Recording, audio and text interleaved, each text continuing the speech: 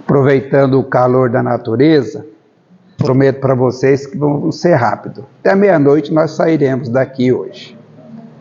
É uma alegria nós estarmos aqui, nesta casa pela primeira vez, e com a responsabilidade de falarmos do Evangelho de Jesus através da nossa abençoada doutrina espírita.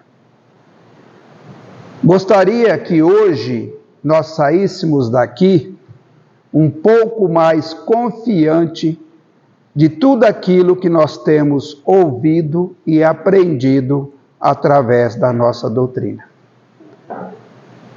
Eu começo perguntando a nós todos, quem é que já se questionou o porquê das suas dores e o porquê das aflições?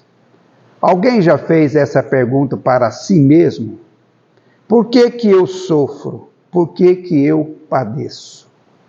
Por que que eu tenho que passar por tal situação que muitas das vezes, aos olhos da matéria, nós até duvidamos da existência de Deus?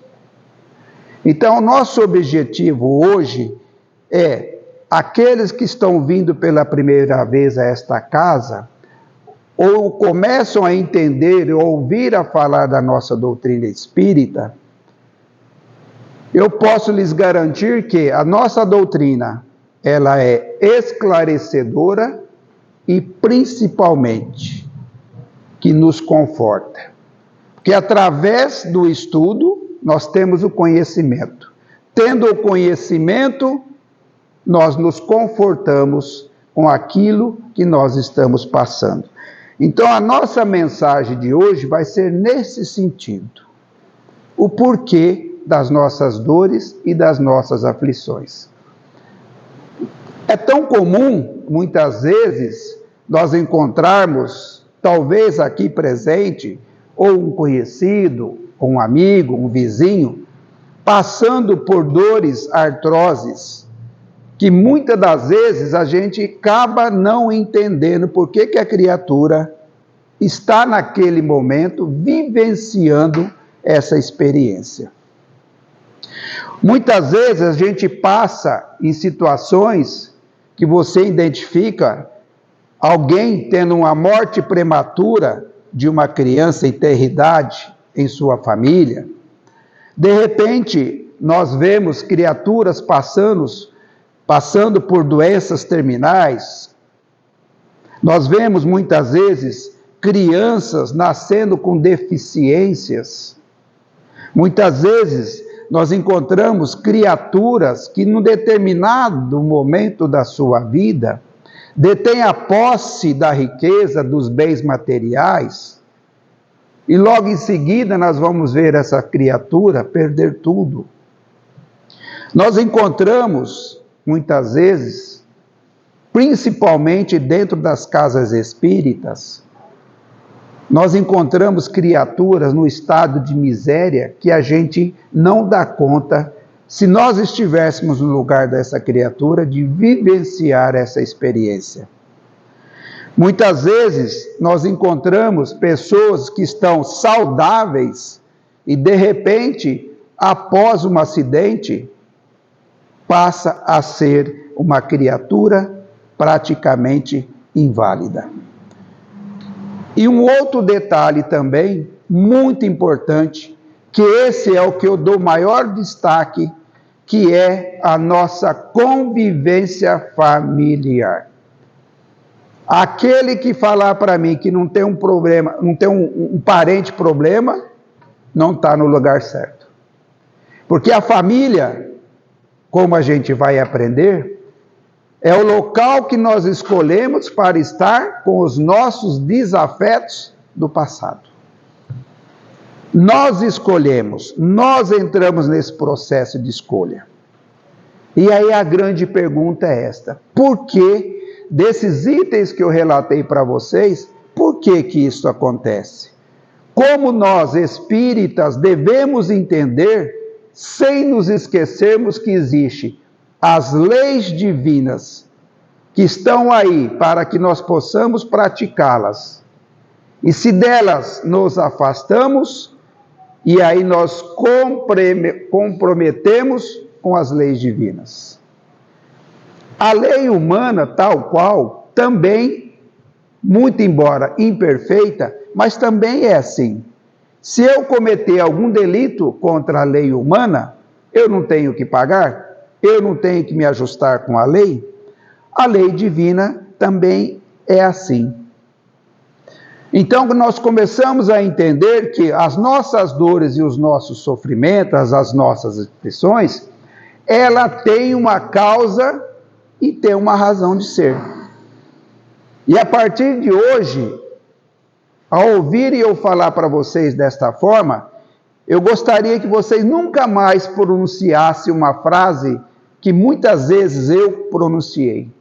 Quando somos questionados em determinadas situações de dificuldade, de aflições, de problemas, muitas das vezes vocês e eu falei assim: porque Deus quis assim. Eu pergunto para vocês: Deus é mau? Deus é injusto? Não. Deus é perfeito, é amor, é bondade.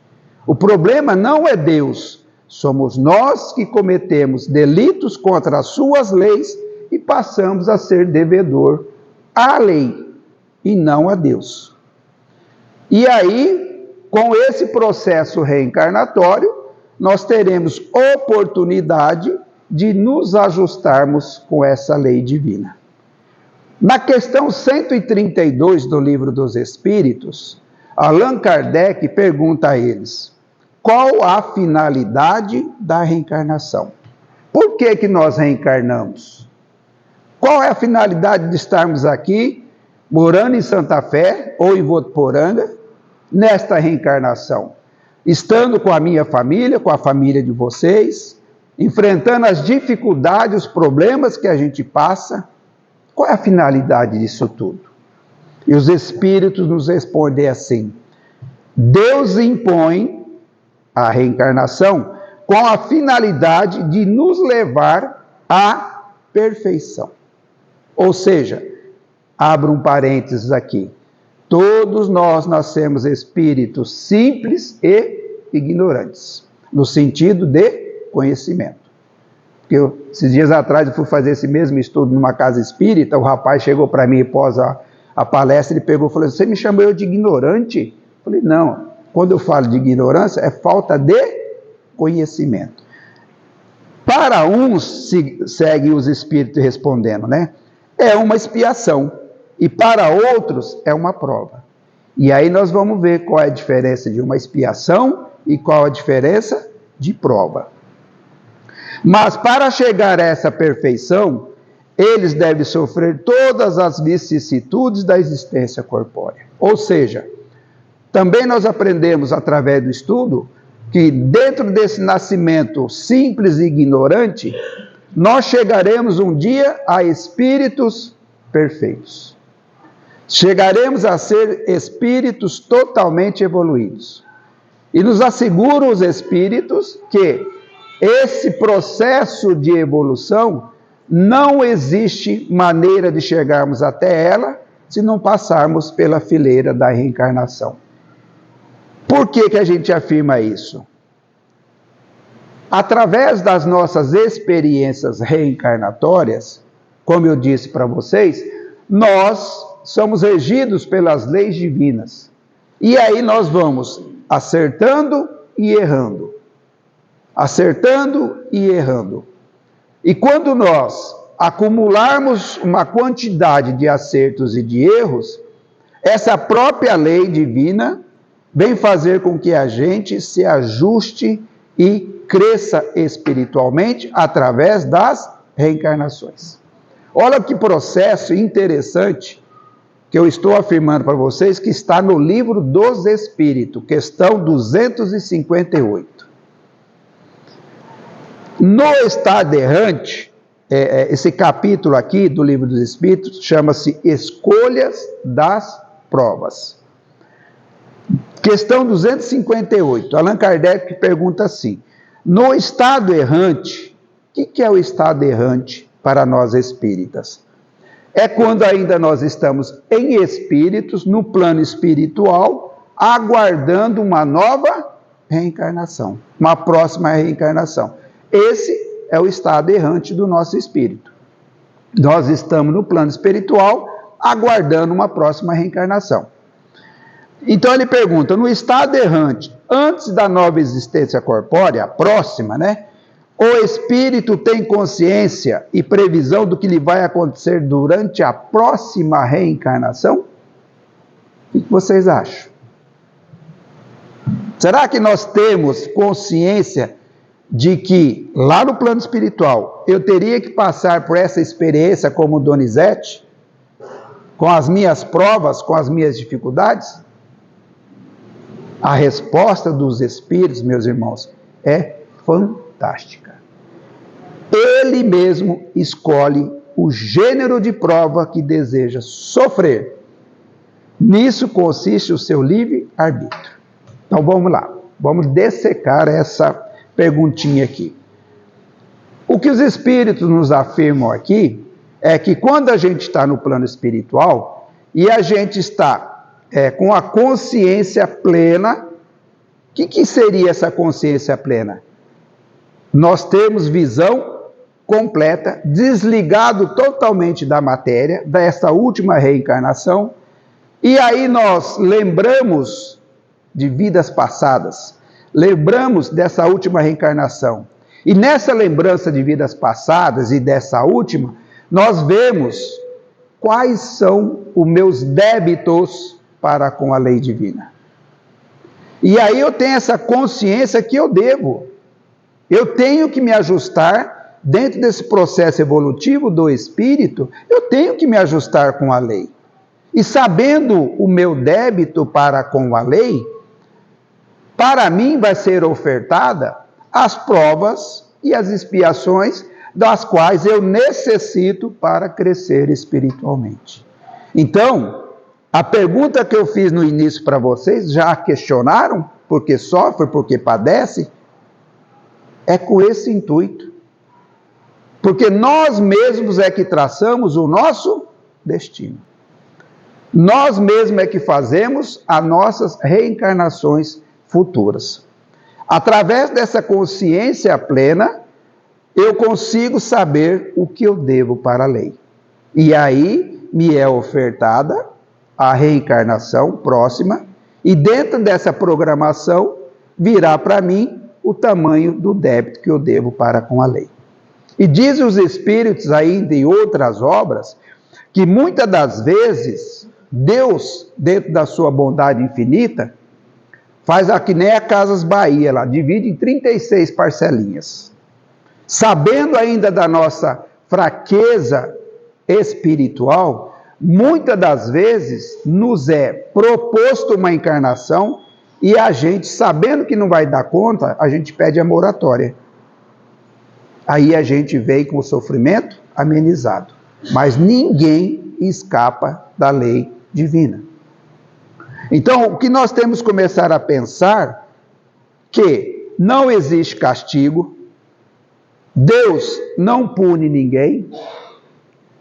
Desculpa, dona Ivete, eu preciso dar um recado. Quem está com o carro 3541 está em frente a uma entrada lá e uma pessoa quer entrar.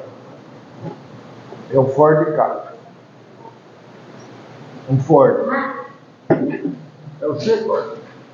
O cara vai chamar. Desculpa. Não, tudo bem, faz parte. Melhor do que ter o carro inchado, né? Então vamos lá. Então a gente tem que começar a pensar desta forma. Diante das dores, das aflições e dos sofrimentos, eu não tenho que me revoltar contra Deus. Eu tenho que ter essa consciência de que para mim, essa dor, esse sofrimento é necessário. É a maneira que eu vou conseguir evoluir espiritualmente. Não existe castigo de Deus. Não existe penalidade, existe sim um ajustamento.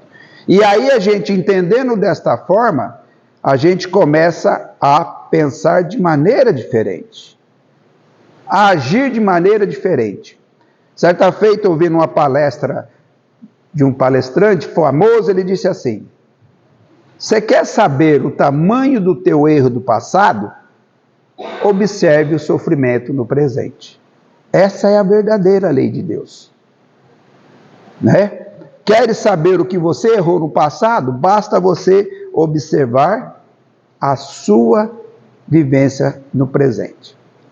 No Evangelho segundo o Espiritismo, no capítulo Bem-aventurados aflitos, os benfeitores vêm nos explicar que as vicissitudes da vida é de duas espécies, ou seja, as nossas dificuldades, nossos problemas são de duas espécies. Uma é causada pela nossa vida presente e outra causada por vida passada. Ou seja, quem, portanto, deve todas essas aflições, se não a si mesmo, o homem é, assim, um grande número de casos, o autor dos seus próprios infortúnios. Repetindo, o homem é, assim, num grande número de casos, o autor dos seus próprios infortúnios. Os benfeitores nos afirmando isso daqui. Como que a gente pode analisar, exemplificando para que a gente possa entender? Então, as nossas dores e as nossas aflições, segundo os Espíritos nos falam, tem dois motivos.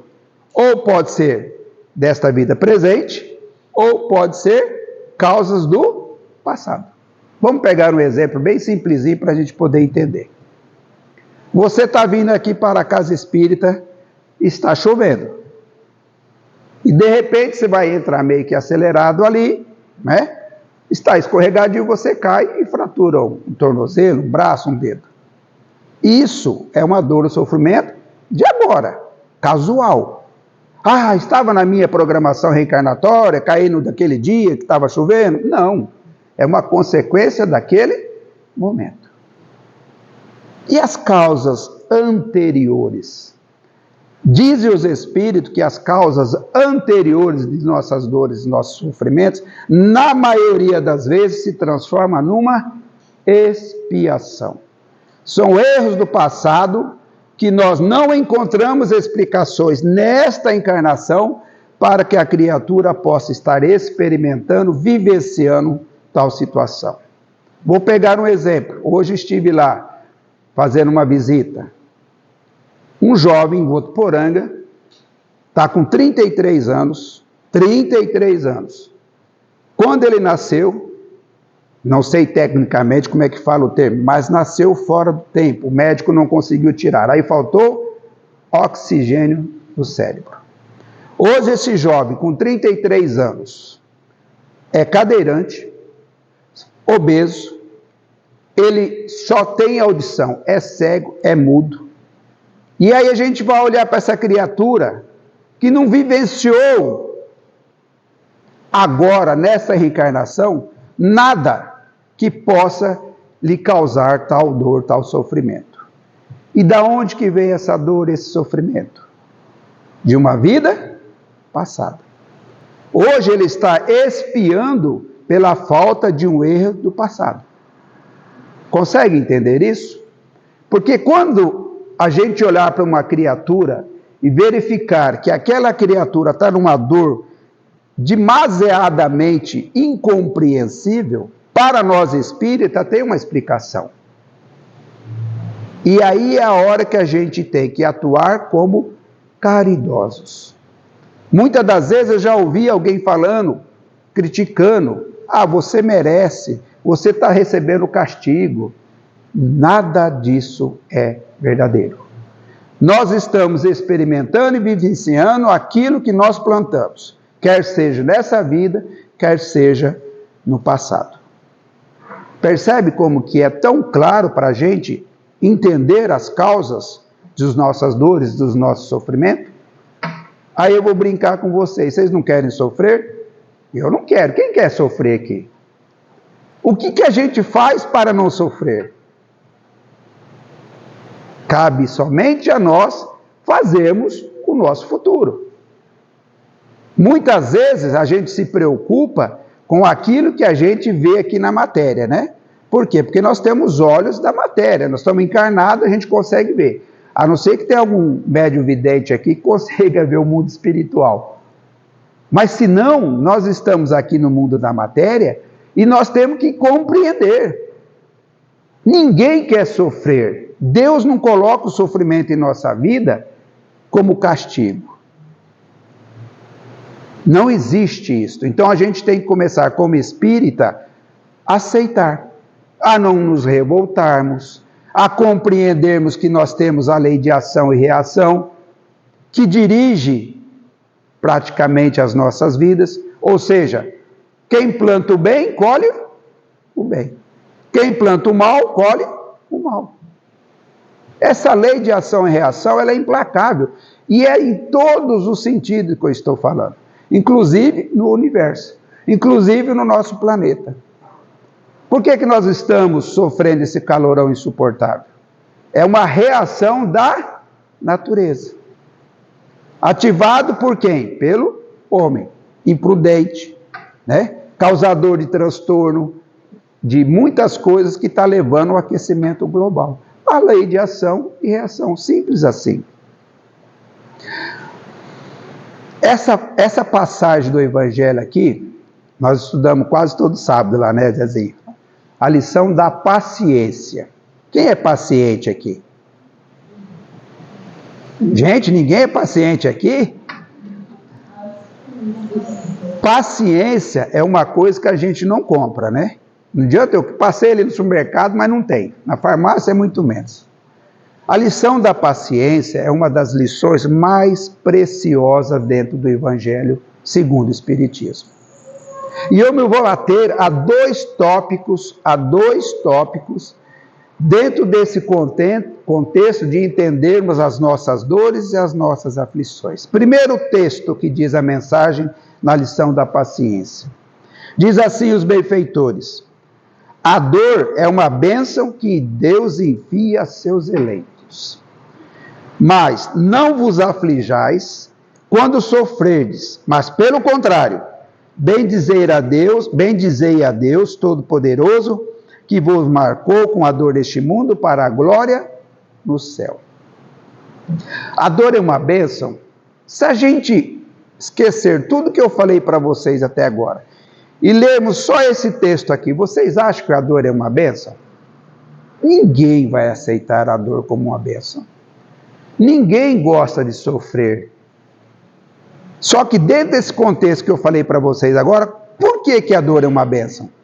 Eu não falei que nós temos que nos ajustarmos com as leis divinas, que nós devemos para a lei divina e que nós só conseguiremos nos libertarmos, ajustarmos com a lei divina através das reencarnações. E a reencarnação, ela é dolorosa. Então, a partir do momento que eu consigo entender que a dor é esse elemento que vai fazer com que eu cresça espiritualmente, aí eu consigo entender que a dor é uma bênção. Esse jovem que eu citei o exemplo para vocês aqui, ele está espiando uma situação de um passado. Essa dor que ele passa aqui hoje vai ser a alavanca para o crescimento dele espiritual. As nossas dores e as nossas aflições, mesma coisa. Vai servir para a nossa alavanca como espíritos eternos que nós somos. Então, essa dor que fala o Evangelho, que Deus nos envia, nada mais é do que o trampolim para o nosso crescimento espiritual. E ainda, um outro tópico desse item da lição da paciência diz assim: a caridade que consiste em dar esmola aos pobres é a mais fácil de todas. A caridade de dar esmola é a mais fácil de todas. Mas há uma bem mais penosa e, consequentemente, bem mais meritória, já até decorei, que é de nós agradecermos a Deus pelas criaturas que foram colocadas em nosso caminho para nos fazer sofrer e testar a nossa paciência. Como assim agradecer a Deus para Ele ter colocado as pessoas para me fazer sofrer? Que Deus é este? Aí vem um item que eu falei para vocês no começo. Quantas famílias desajustadas pelo desencontro de espíritos encarnados numa mesma família. Chegando muitas vezes à morte, à agressão física. Quantas vezes já não encontramos famílias desajustadas por não combinarem? Então, quando os benfeitores nos afirmam que temos que agradecer aquelas pessoas que nos fazem sofrer, porque a mesma coisa é a dor que nos faz evoluir. Quando nós nascemos no lar que nós nascemos, nós escolhemos estar naquele lar. Lembra da pergunta? Da programação reencarnatória? De repente, eu vejo a necessidade de me ajustar com um indivíduo que do passado foi meu inimigo, e nós vamos reencarnar numa mesma família. E ali nós teremos que nos ajustarmos. Amar as criaturas que são boazinhas, amar um filho que é nota 10 na escola, é fácil.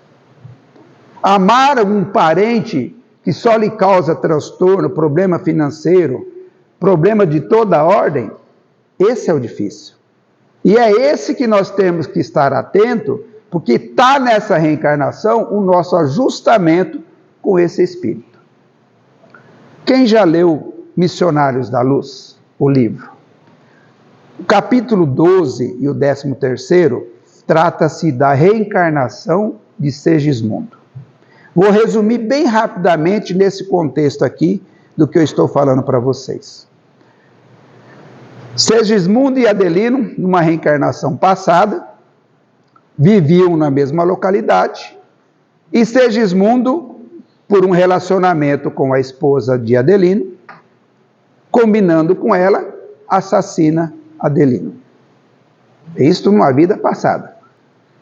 Dentro dessa programação reencarnatória, de imediato, Adelino, apesar de ser a vítima do passado, ele aceita reencarnar primeiramente e aceitar Segismundo como seu filho. Essa é a narrativa dos benfeitores. A princípio, Segismundo reluta, porque ele sabe que, estando com Adelino nesta reencarnação, a sua experiência reencarnatória não será fácil. Aí eu pergunto para vocês, será fácil essa convivência? Adelino, pai de Segismundo, convivendo nesta encarnação. Um pai, outro filho. Aí que a gente vai entender por que é afirmado para nós que nós temos a agradecer a Deus pelas pessoas que são colocadas em nosso caminho para nos fazer sofrer. É o ajustamento com a lei divina. Adelino e Segismundo vão conviver como pai e filho para que eles possam se amarem, se perdoarem. E aí, isto acontecendo, os dois estarão libertos perante a lei divina. E muitas das vezes a gente não consegue entender isso. Você já deve ter ouvido, de repente, um pai, uma mãe, um filho, olhar um para o outro e dizer assim: eu te odeio, eu não gosto de você, a minha vida é uma tragédia. Isto vocês podem ter certeza que ali, naquele nicho familiar, está um ajustamento necessário para com as leis divinas. Então, a gente amar as criaturas que são dóceis é muito fácil. E aí a gente tem que ficar atento a esses detalhes, né? Se estamos juntos, não é por acaso. E aí nós temos que dar conta dessa prova que eu escolhi, como diz a questão 258, para estar encarnado nesta vida. Então, para que a gente possa fortalecer esse pensamento, esse raciocínio de que as nossas dores, as nossas aflições não é devida a ninguém, senão a nós mesmos, nós temos que ter essa visão. É isso que eu gostaria de deixar bem claro para vocês. Ao sairmos daqui, chegarmos em casa e fazer essa reflexão. Por que da minha dor? Hoje, se nunca alguém falou isso para vocês, vocês estão ouvindo falar pela primeira vez. Não existe culpado a não ser nós mesmos. Então, o que a gente pode fazer para que essa dor, esse sofrimento, essas aflições possa estar entrando dentro de nós de maneira definitiva?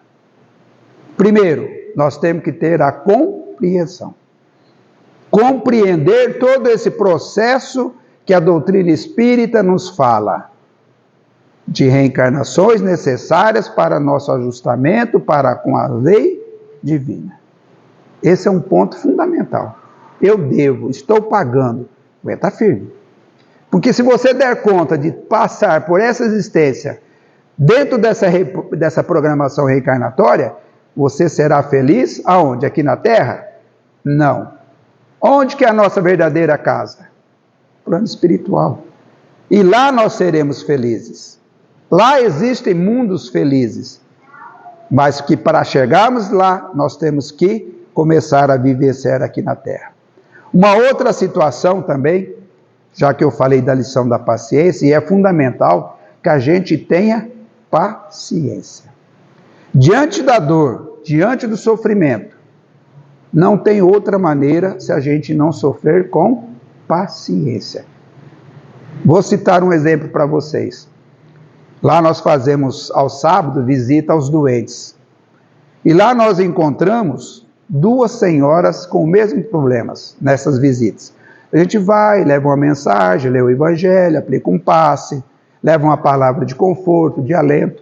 Encontramos 2 mulheres, ambas com câncer de mama. A primeira, quando a gente chega à sua casa, ela nos recebe com uma música suave, ela já leu o evangelho, toda feliz porque nós estamos lá, e na conversa, no diálogo, ela fala assim, está tudo certo. Semana agora eu vou fazer uma última quimioterapia, radioterapia, e vai dar tudo certo. No tempo certo, eu serei curada.